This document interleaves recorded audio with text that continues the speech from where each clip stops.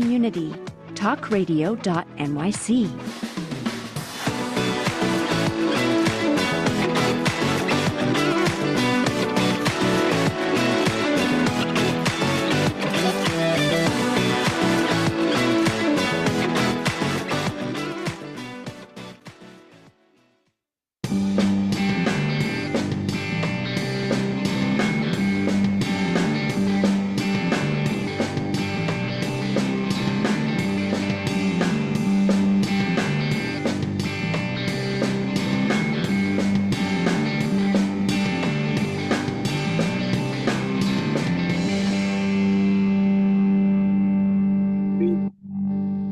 It's your boy, it's Tommy D, the one and only. I call myself, in Spanish, I say El Nino, the kid, the nonprofit sector connector. There's only one, and I know that because I made it up. I am the nonprofit sector connector, and I'm super excited. It's cold. It is cold on Long Island, which, some of the information we're going to talk about today is even more relevant about, people in need. And what I'm doing 3 episodes this afternoon of hashtag ending the stigma, all about the importance of normalizing the conversation around mental health and serious mental illness, and having these conversations and justifying for everybody that we all need support at different times in life. That's another program, it's another show, but it is certainly an important mission. This particular show is called Philanthropy in Focus. And I always say to you, I came up 2 flights from the kitchen where I get my coffee. Just now I scurried up because we were running out of time, and I ran down to get more coffee because, as you could tell, I'm very low today and I needed more caffeine, everybody. Just kidding. All right, so we're here, Helen Rice and Sharon Masrour. And Sharon, I didn't ask you before to help me out with the pronunciation. We're text friends already, but I'm screwing up your last name. Come off mute, say hello to the world, say hello to everybody. Sharon and Helen from the Nest at NCC, my alma mater, Nassau Community College. Good morning. Good morning, Tommy. Thank you so much for inviting us to be here today.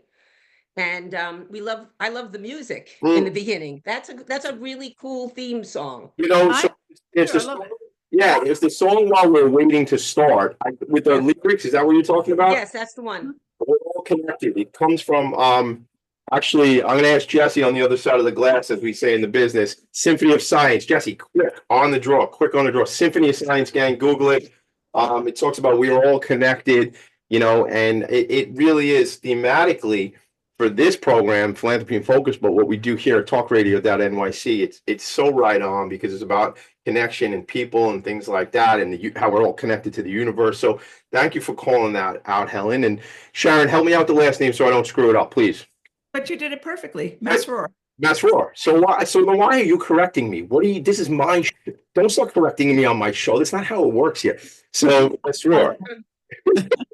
This is only the beginning. We got an hour together. This is going to be the fun and shenanigans of Philanthropy and Focus. I don't know. And by the way, Tommy, that song is a great segue for the discussion of the Nest. Right. You could probably go downstairs and have more coffee. You guys seem to figure out this whole show and how it works. I love it. Wait till you hear when we come back from the first break, as Jesse tells me and tells all of us, the lyrics to my theme song for the show, which not everybody actually knows unless you've paid attention to the program in the past. So look, every week on this show, we talk to nonprofit executive leaders, as I like to say, to help them tell their story and amplify their message. And what it's all about for me is I get to meet with leaders of nonprofits. I get to help them tell those stories. It's not my story, gang. I have a whole different story, but it's their stories, and we get to play around together and learn. I got to make a quick shout out. This is a little bit bittersweet this morning, right? We all met through the Long Island Imagine Awards, right? A couple weeks ago, I came out and I interviewed you as part of the process for the Long Island Imagine Awards because the Nest at NCC was a semi-finalist in the Imagine Awards, and I get to do a write-up and everything like that, and we became friends, and I hope you're still my friends, even after you're not a finalist.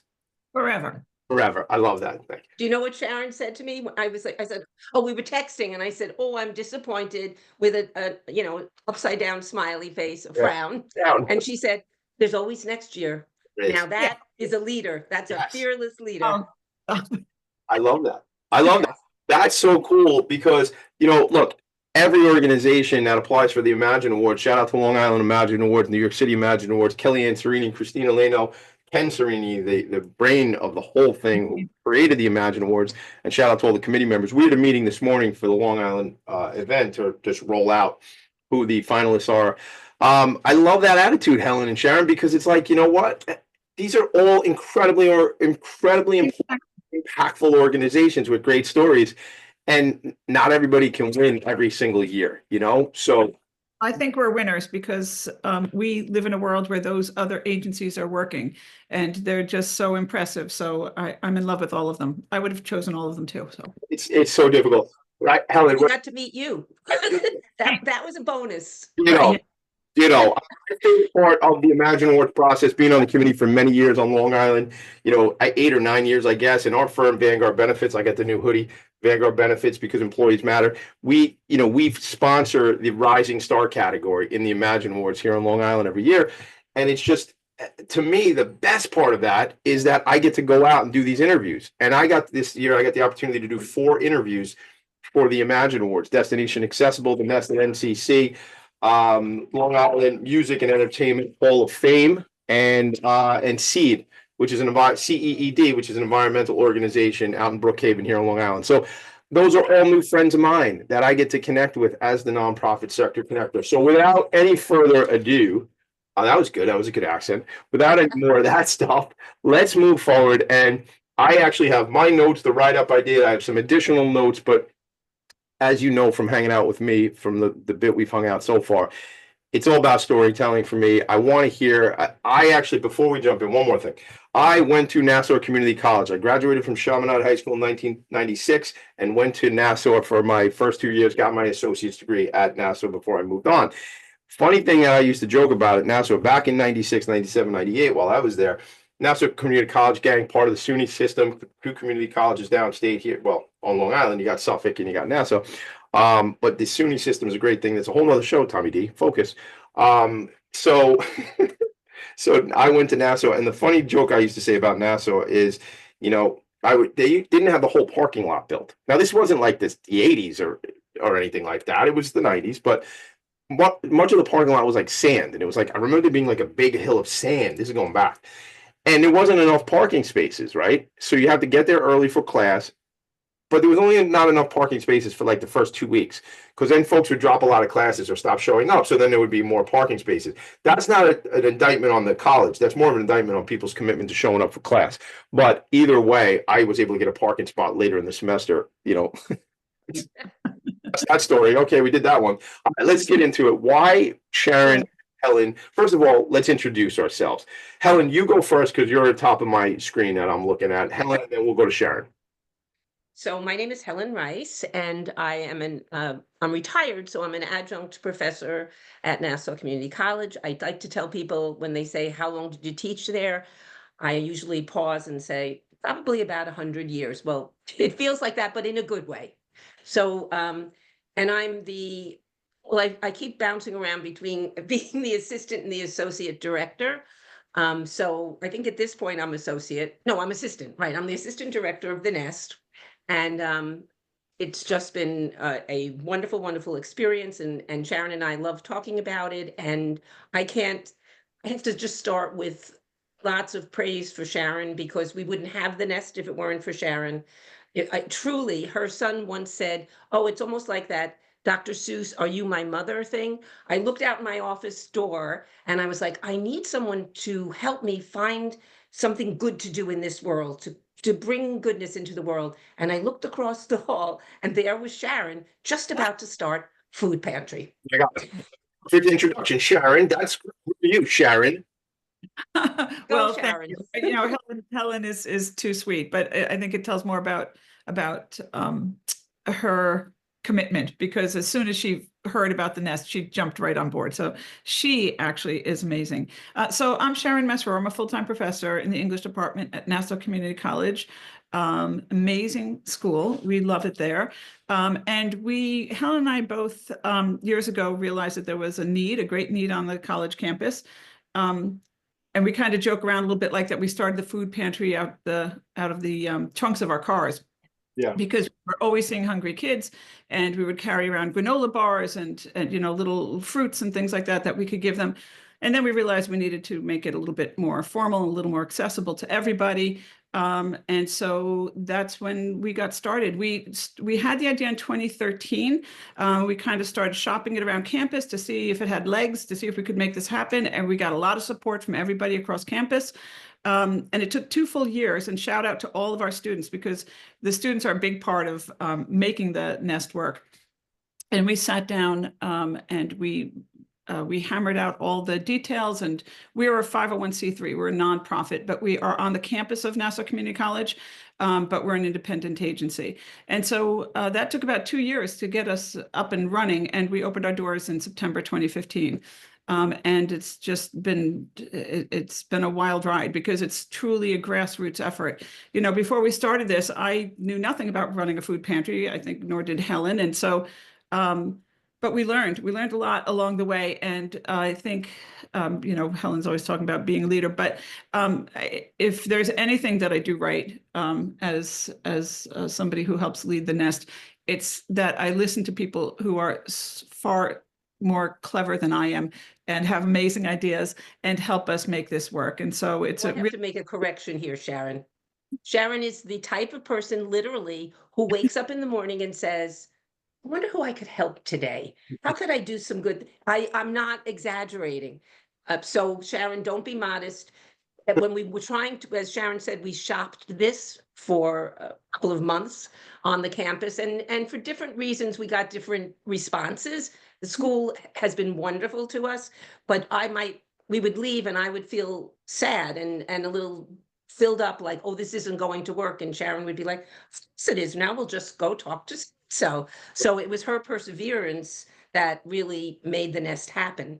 Yeah. And I'm right. I gotta say this. So first of all, I love the Love Fest. I'm all about it, especially as we're recording, gang. It is Valentine's Day. It's Valentine's Day, gang. So I don't always tell people what the date is on the show, but it is 2/14/2025. So it's Valentine's Day. A lot of love in the room, a lot of love in the attic. But I just want to say one thing, and Sharon's got this really cool red wall, red being my favorite color. So I just dig that. So, but I gotta just make a quick comment. The way you all are like loving on each other about how important it is. You know, Sharon, you mentioned this piece about, you know, how the humility you mentioned, or I feel your humility about talking about being surrounded by clever people, right? Guess what? Nobody, gang, does anything by themselves that is of any value in this world. So I'm speaking to the three of us and everybody else listening. So work together, collab together, right? I made the comment about, air quotes, unfortunately, you are not a finalist. The Nest is not a finalist in the Long Island Imagine Awards. And the answer to that was Sharon was like, I'm just jazzed to be part of this whole thing. We'll be back next year. And I'm happy to be in a world where all these other cool organizations and impactful organizations exist. So all of this is collaboration. All of this is connection. And I want to get into, though, when we'll take a break in a moment or two here, but I want to come back with, you talk about like starting this out of the trunks of your cars. And I know you mean that literally, but I want to know when we get back, like, what was the thing? I was there in 96, right? 96, 97, 98 at Nassau. Fortunately, I wasn't food insecure, right? Didn't even know to be looking for something, and it wasn't there if I needed it. So something came along where there was a catalyst where you both were, this came in front of you where you go, look, there's a need and we got to do that. I want to know what that need is. I have a lot of questions. We're going to talk about not just why the organization exists, but because it exists, what happens and the impact that's being made. But so I got a kick out of just Helen, as you're figuring out what your title is, and reminding me of The Office, the show The Office, where Dwight on The Office, if you don't know The Office, used to say he was the assistant manager, right? This is the manager, right? Right. He was like, I guess Michael was like the general manager, and Dwight would say, I'm the assistant general manager, but then Michael would correct him and say, no, you're the assistant to the general manager or something like that. So it was just funny. Listen, like titles, I could tell right here, especially with you both, don't mean anything, because I've been at the Nest and I've seen the work, and I will be back, and I'm going to do some volunteering, and we're going to do some cool stuff together. But I think, like, I was there and I meet the people who have the need, the people who are volunteers. Sometimes they're one and the same. There's people from who work on the campus who have different needs. There's people who attend and matriculate classes who have different needs. And like, it's community. And I'm looking at my write-up and something I wrote. This is a quote I totally stole from you two. The nest has become a place for the disenfranchised to find connection and community.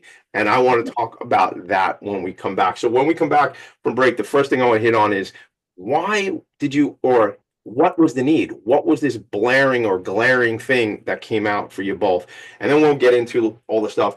And you could tell already, this is just the three of us chatting, just a bunch of people watching us do it. It's just how it goes. That's the show. Philanthropy and Focus. No big deal. Just changing the world. We'll be right back. Are you a conscious co-creator? Are you on a quest to raise your vibration and your consciousness? I'm Sam Leibowitz, your conscious consultant, and on my show, The Conscious Consultant Hour, Awakening Humanity, we will touch upon all these topics and more. Listen live at our new time on Thursdays at 12 noon Eastern Time. That's The Conscious Consultant Hour, Awakening Humanity, Thursdays 12 noon on talkradio.nyc. Are you a high-achieving, growth-oriented leader? Are you interested in developing your authentic leadership while creating a healthy, inclusive workplace? Hi, I'm Dr. Mira Brancu, host of The Hard Skills on talkradio.nyc at 5 p.m. Eastern on Tuesdays, where we discuss how leaders develop the hard skills needed to make a greater impact. We interview experts, have live coaching, and tackle these challenges. Listen to The Hard Skills on Tuesday at 5 p.m. Eastern on talkradio.nyc. You're listening to Talk Radio NYC. Uplift, educate, empower.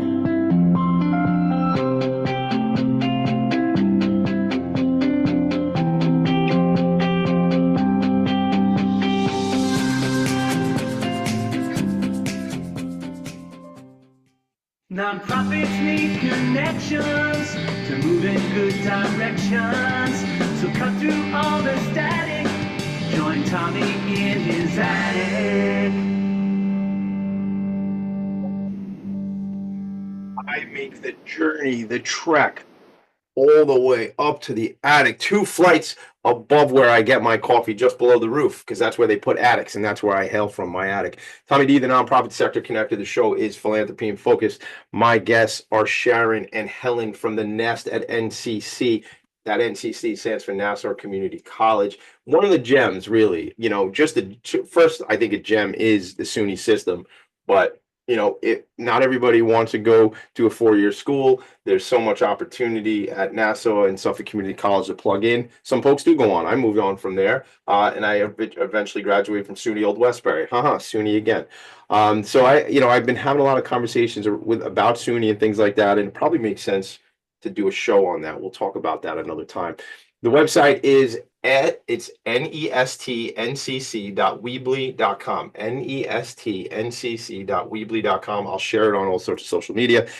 Sharon and Helen, I know, Helen, you said you looked across the hall and you saw Sharon and you said, there's something here, we got to work together. But what was it that, first of all, when you're hungry and not nourished, how the heck are you going to learn? That's the question. So what happened here? How does this even start? So I can remember very vividly, if you don't mind, Sharon, I was teaching in a classroom. It was one of those longer rooms, and in the very back was sitting a young man, very, very slender, and not paying any attention day after day. And finally, when I spoke to him, he said, "I haven't eaten in days." And it was, I thought he was just, tired or just disinterested. And I said, "Really?" And he said, "Do I look like I've eaten?" And that was my aha moment. And then I started realizing there were other students on the campus. And then I think I told this story to you when you came to visit us. When I got my doctorate, my children got me boxes and boxes of Kind bars to put in my office, so that when students came to talk, to get grades, whatever or just if they'd say, "Do you have anything in your office to eat?" And I would always have something. So it was very vividly that one incidents in my connection with this young man whom we were able to help. Yeah. Well, nothing should be lost on anybody how apropos what you didn't say they brought me chewy granola bars. You said they brought me boxes of Kind bars. I'm going to probably gonna cry. I mean, like, that's, what do we, Sharon, please talk, because I have to get emotional now. Well, I think it is Valentine's Day, and so that's the perfect platform for us to talk about love. I know I sound corny when I talk about love. I honestly, that's fine with me because it's really the truth. Helen shared love with those students, and that's what we do at the Nest all the time.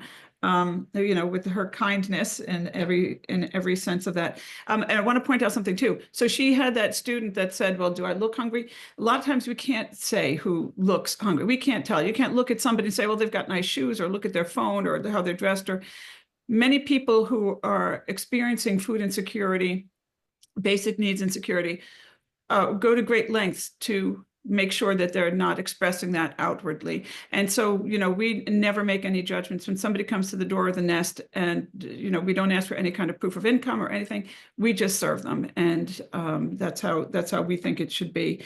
When you say, how did it start? I really think that it was just, I don't know, some kind of kismet that happened there, because it was an idea whose time had come. Anyway, I think, if Helen and I hadn't started, somebody else probably would have. So when we did start it, we started, as we were saying, we talked to people all across campus, and so many people said, oh yeah, I was kind of thinking the same thing. I do have a lot of students. Or yeah, I also keep granola bars in my file drawer for when students come to visit. It was just a matter of making it happen, of getting that ball rolling. And once it did, really the momentum just picked up, and I think everybody started to see the potential for that love. And it really is just all about that, seeing people as whole people. We call them, the folks that come to us, we call them our guests. They're not clients, they're not customers, they are our guests. And when you were talking before about Helen and her title, which is meaningless because she's really just, a goddess, but there's no hierarchy in the Nest. When we're there, nobody, I always walk in, sometimes there's somebody new, I'll say, hey, I'm Sharon. They're like, oh, I'm Carlos. Okay, great. And then we work together. And nobody, of course, there needs to be some leadership just to make sure our mission is heading in the right direction and things are going well.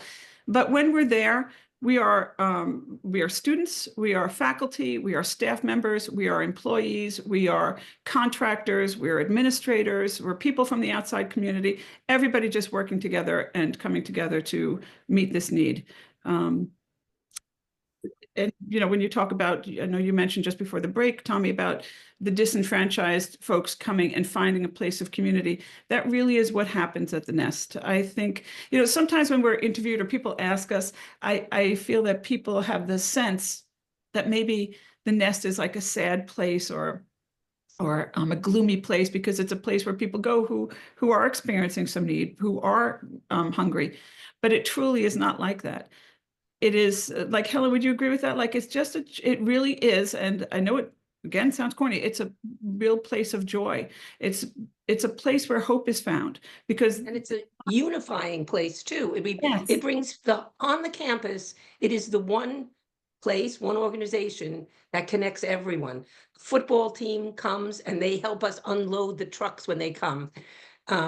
Many of our guests also become our volunteers. So you have students, someone said to me the other day, of course I'm a volunteer because I use the Nest and that's the only way I can give back. Mm-hmm. Yeah. So it's a very unifying place. It's a happy place. When I leave there, I go after class on Thursday evening. I'm always uplifted. And I hope that our guests feel that way too. And I think they do for the most part. So we serve hundreds of people with students and their families a week. So we started off in a closet in the South Hall, literally an old office. And now we have several rooms that we use because we provide food plus other basic needs. And I just want to say, recently we heard that a lot of women were coming and saying, do you have feminine products? Mm-hmm. And we were out of them. And so we spoke to Heather at Allied Foundation. She's a friend who provides us with diapers. Yep. And I just made her an email and she said, oh, can I send them to your house? Tommy, I can't tell you, boxes and Alright. boxes. She is a saint. Heather Edwards. I think Heather Edwards, first of all, I love Heather Edwards. I love you, my friend.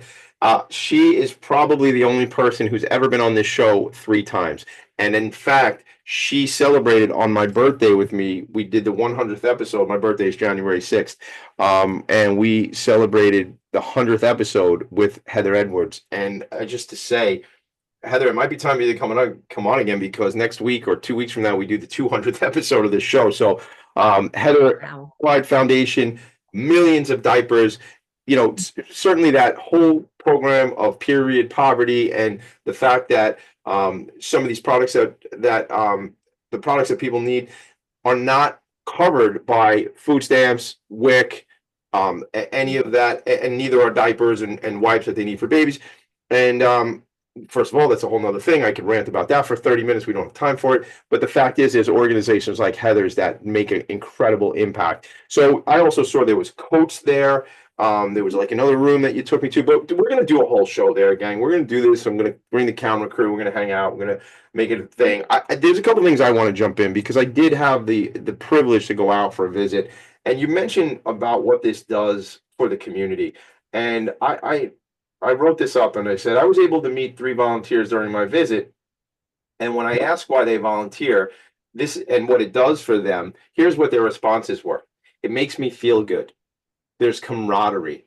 I get to give back. And one volunteer, you probably will remember who this is, I don't know the person's name, but said, this adds sunshine and light to my life. I mean, Wow. come That on. makes me get filled up. We have so many volunteers that tell us that, they have very full lives and happy lives, but the time that they spend at the nest is the best time of their week. It's the time they look forward to the most. The hour or the hour and a half that they spend there, that's the highlight for them. And that's such an amazing thing. I sometimes say, of course we give out food, and we give out personal hygiene items, and we give out clothing, brand new clothing, and so forth. That's almost secondary. I think the work we do on campus, that's our primary goal, of course, but we do so much more in terms of just making those connections, making people feel good, making people stay in school. When you talk about recruitment and retention, it's a big effort on the college campus, and the Nest plays a huge part in that, because people stay not just because they can now afford it because of the services we're providing, but because they want to be there, because they're part of that family now. And that's really heartening to us. What's the ripple effect, right, of that? Helen, give me 1 second. So what's the ripple effect there, where it's like, so here's a student who may not have stuck around, right? And didn't, meaning they leave this school, meaning they don't get their associate's degree from Nassau, right? And whatever path that goes down, versus they feel they're part of the community, they stay in school, they stay plugged in, now they get the 2-year degree, right? And then they can go to in business, whatever, go get a job, or they can go to a 4-year school.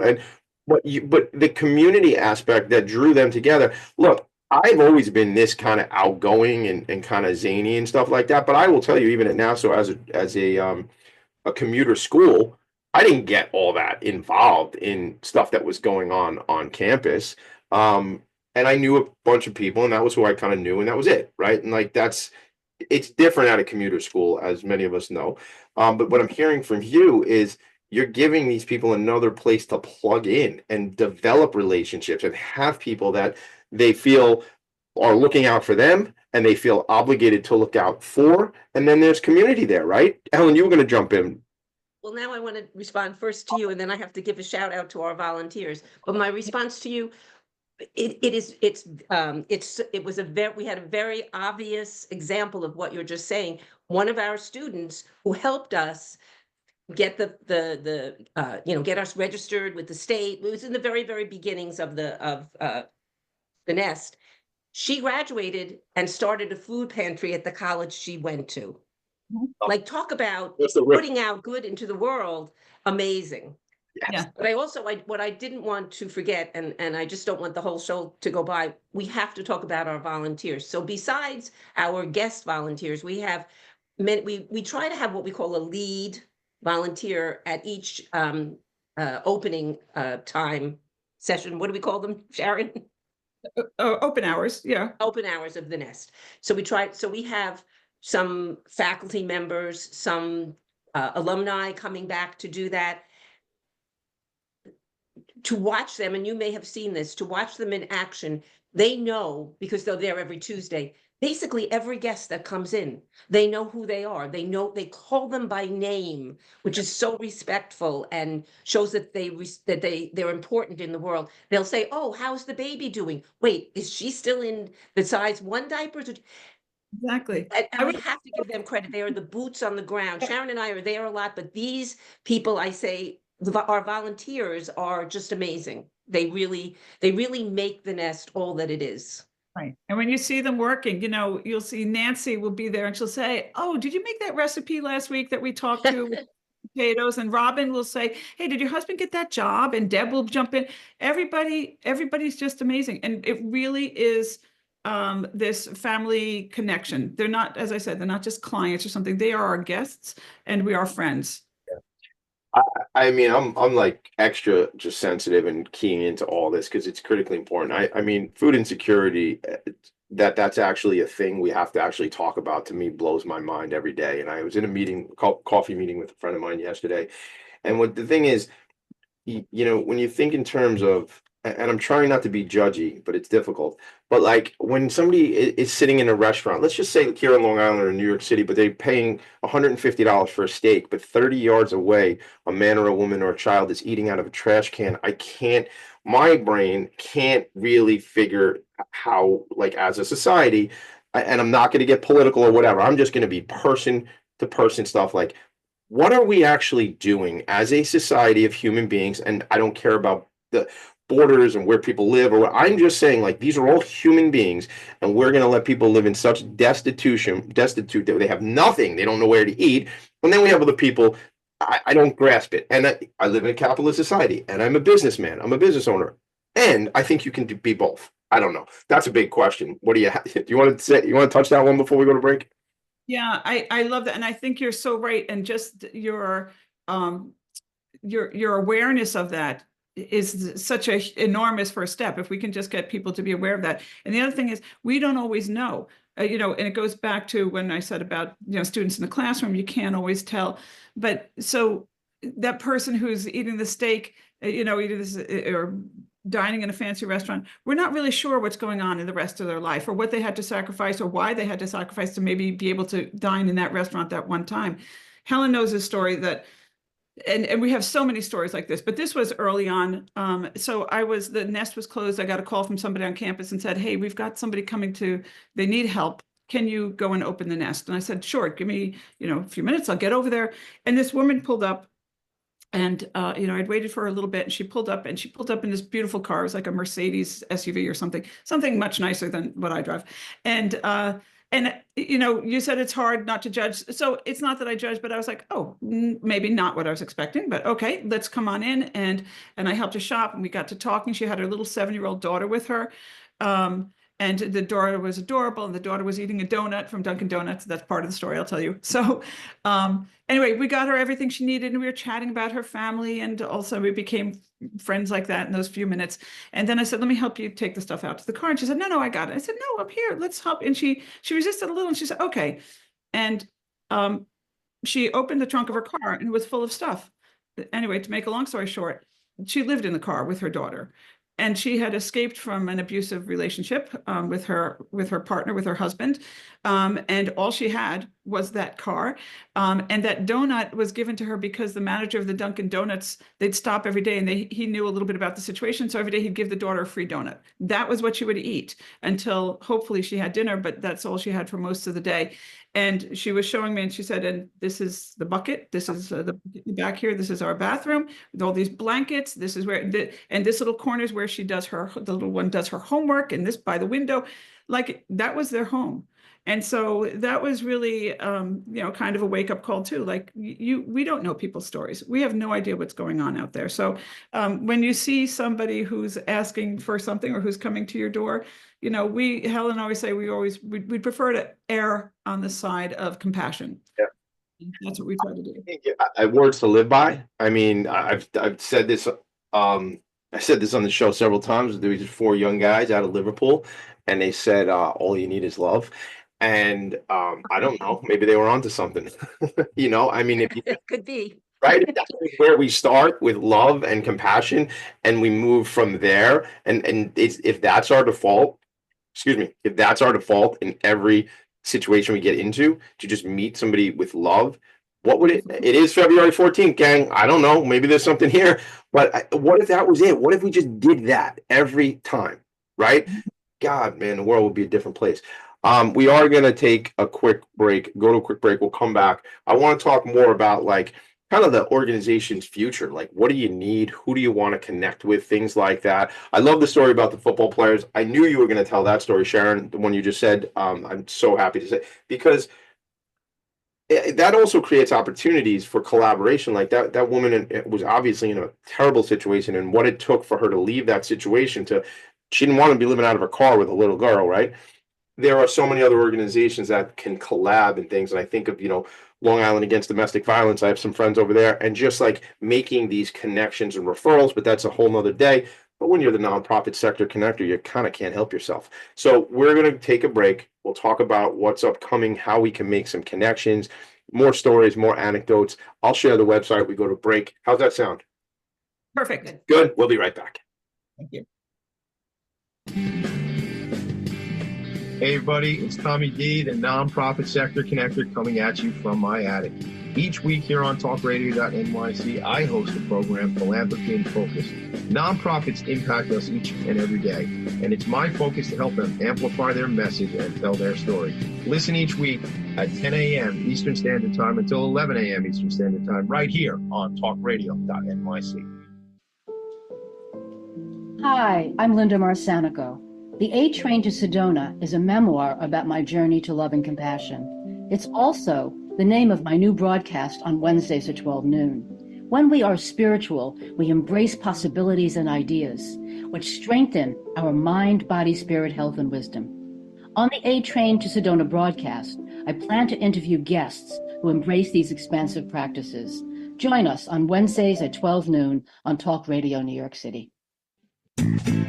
You're listening to Talk Radio NYC at www.talkradio.nyc. Now broadcasting 24 hours a day.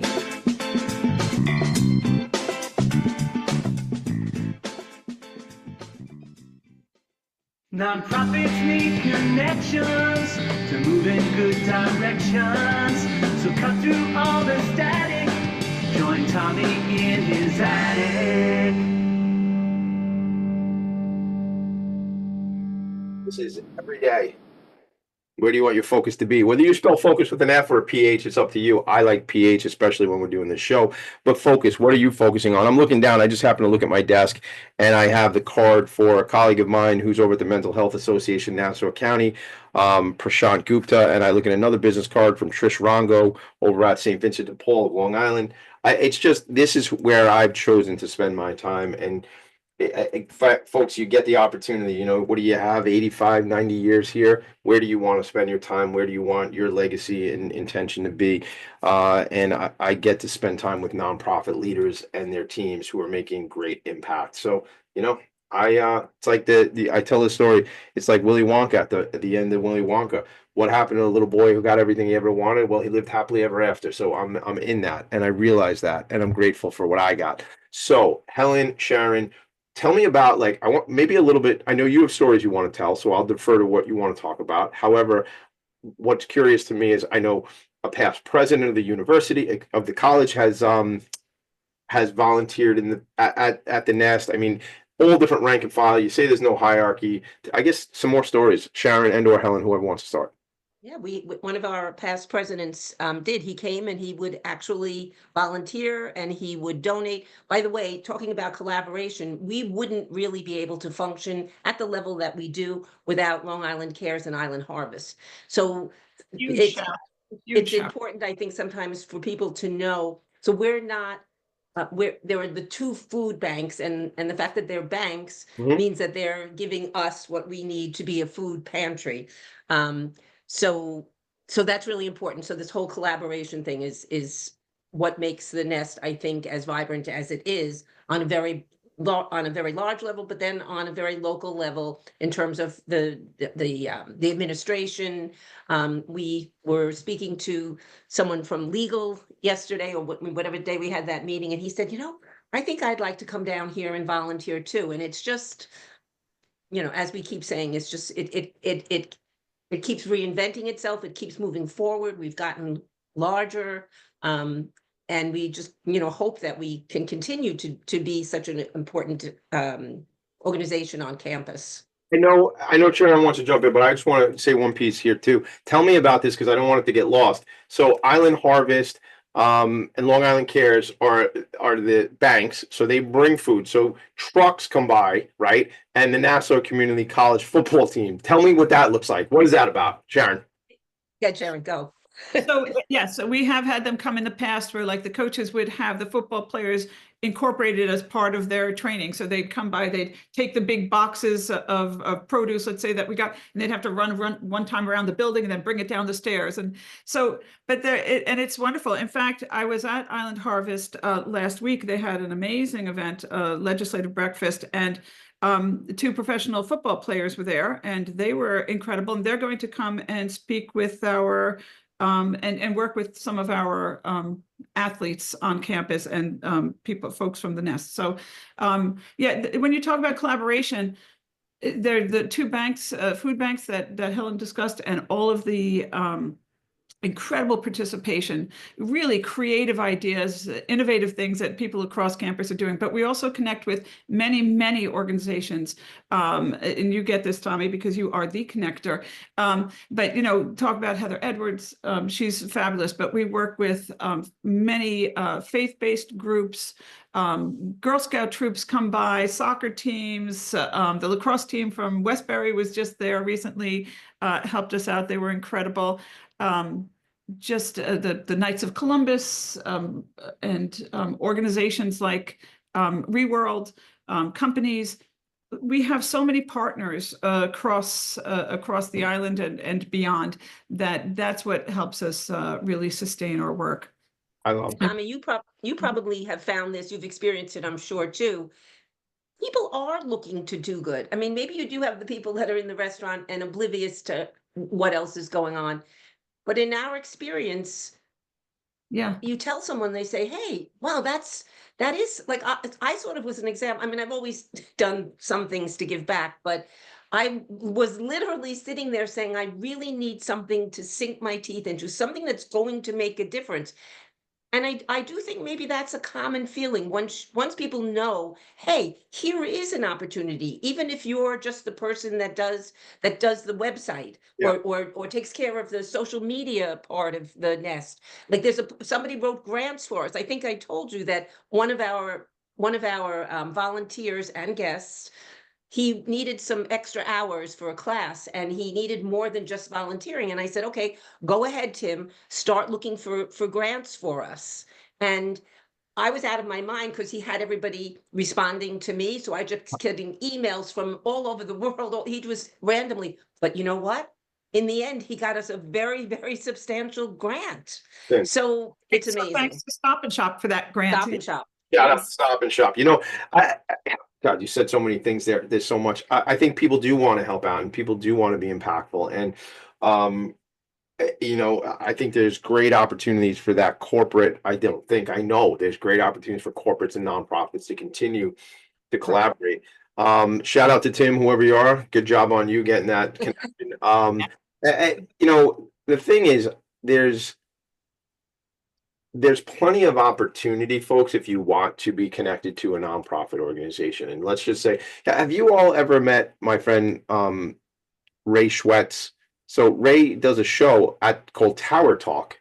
He's a friend of mine. He's with Jovia, and he does a show called Tower Talk on campus. Like, we work with Jovia. Jovia is great with us. Yes. Ray is one of their. He's the VP of lending or something, but he's a friend. I had him on my show. Does a lot with LLS, Leukemia Lymphoma Society, and I had him on my show, Long Island Changemakers, a couple weeks ago.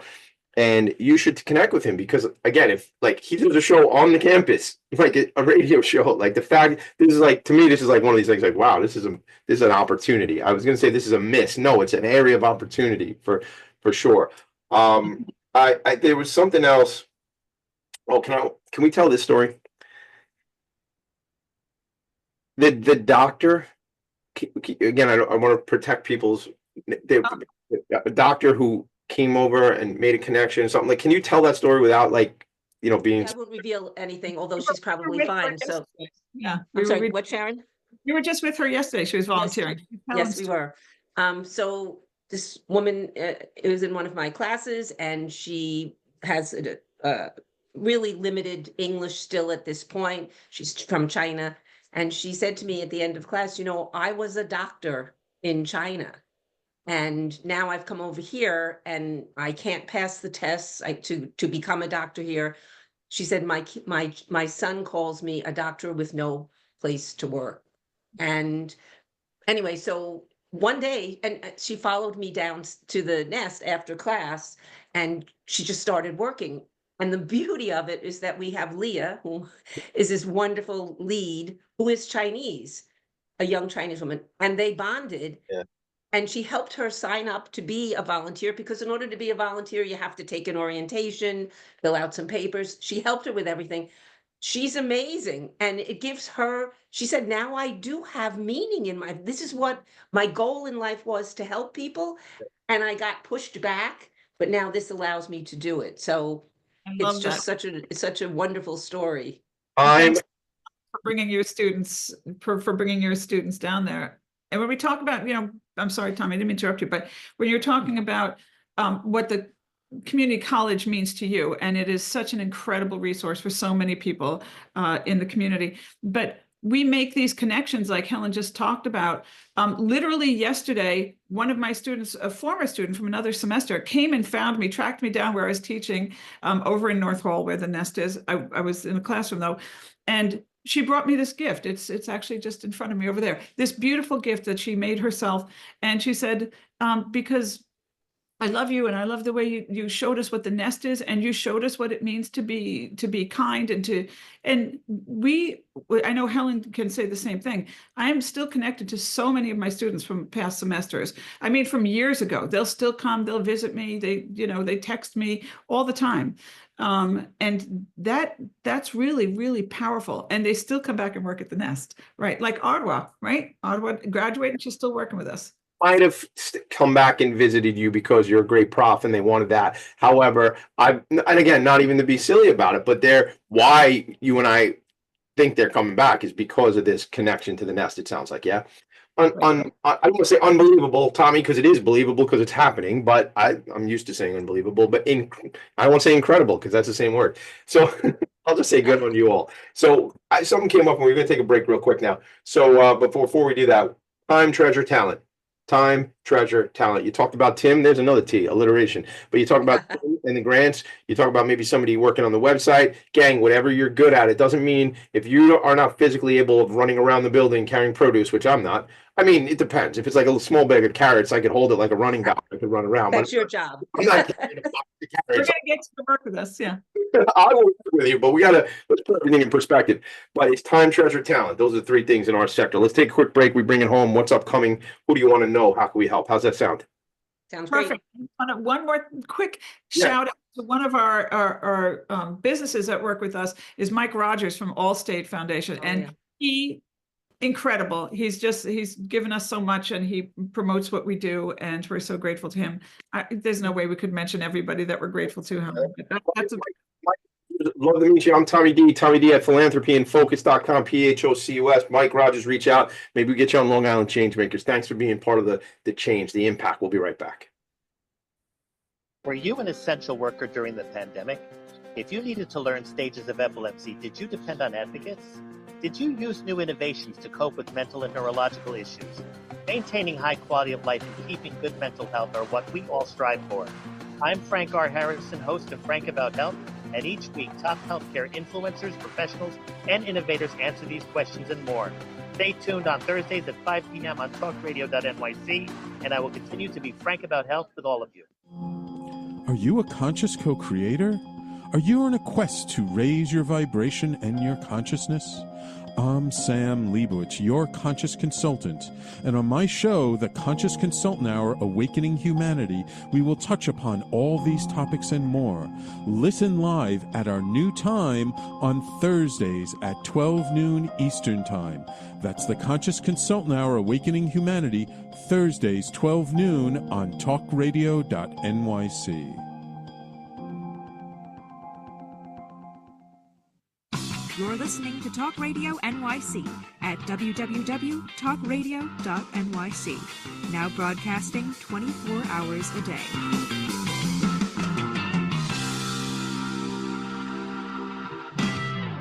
Nonprofits need connections to move in good directions. So cut through all the static. Join Tommy in his attic. Brandon, because as far as I'm concerned, we're like family, but he's older than me and he doesn't look like me, so I can't call him dad. So I call him Uncle Brendan, but that's a band called Damaged Goods. They used to be called The Goods, and then they got old, so they called themselves Damaged Goods.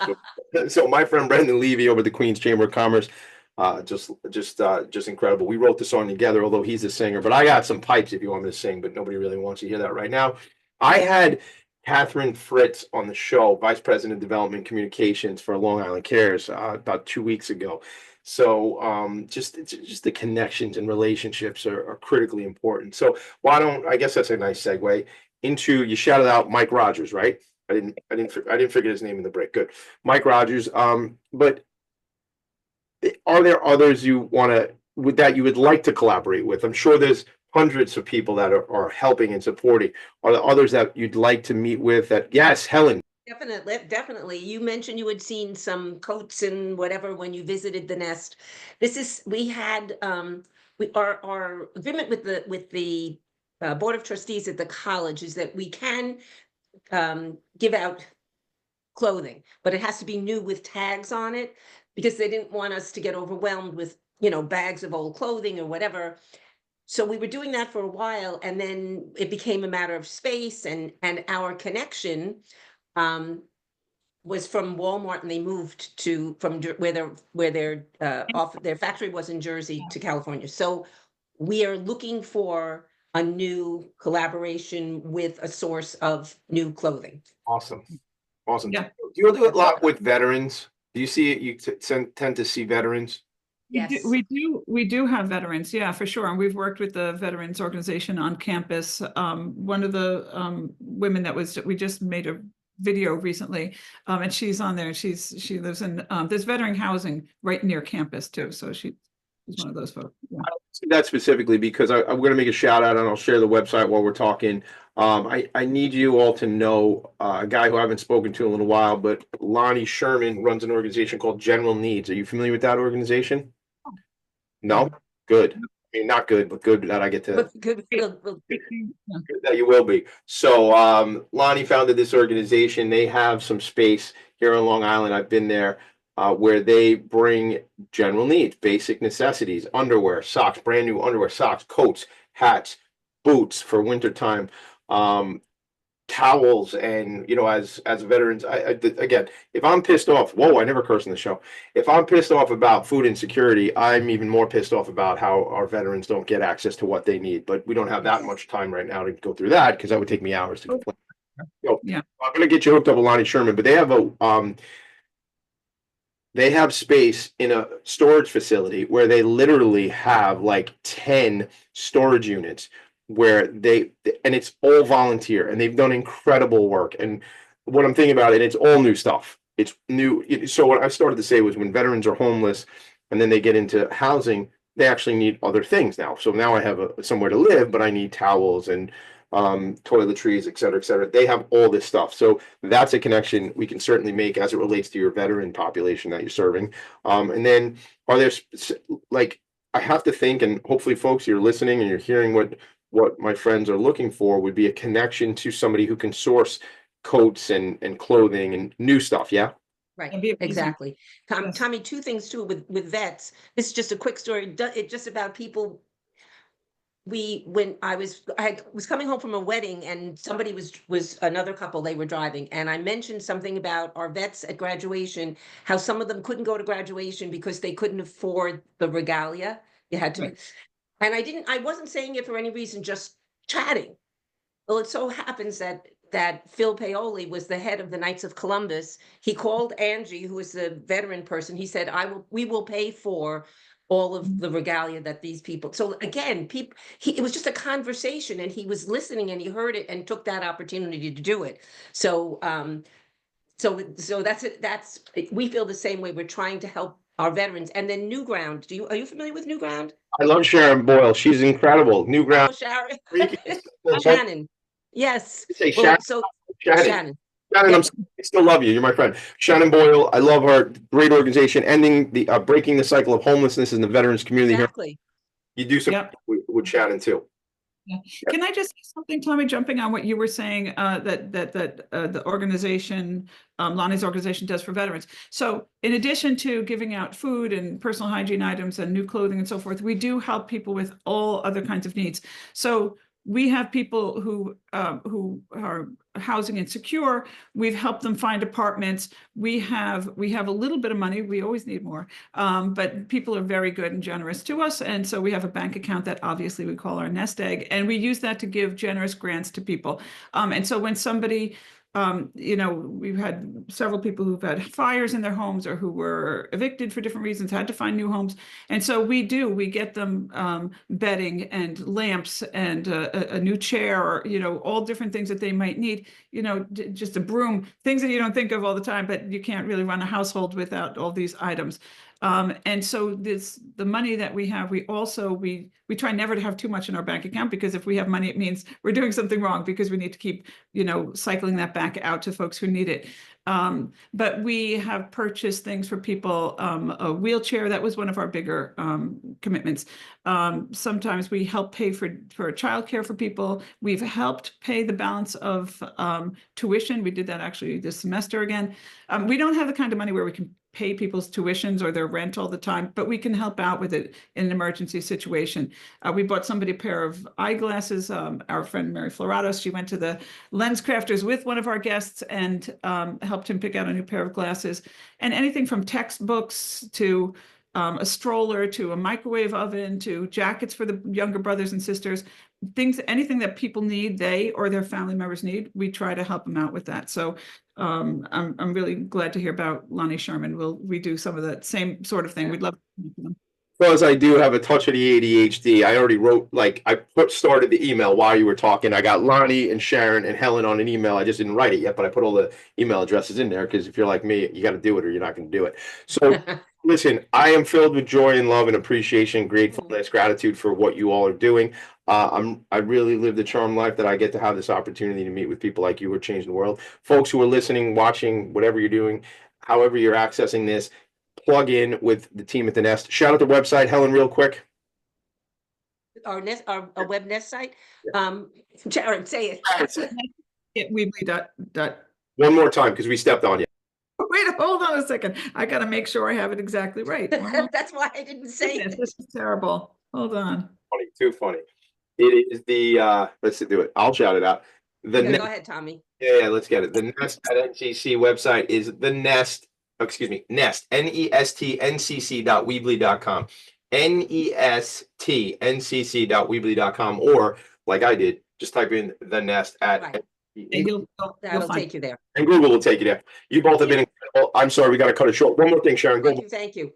I just want to say, we really feel that access to food and to basic needs is a human right, and this is our way of trying to address that. So anything you can do, if you want to volunteer, we love it. Tell people about us. Thank you, Tommy. You're really the best. You're the best. Thank you so much. We're all filled with joy. See you guys next week, everybody. Thanks for being here. Bye. Okay. Thank you, Tommy. Bye. Connections to move in good directions. So cut through all the static. Join Tommy in his attic.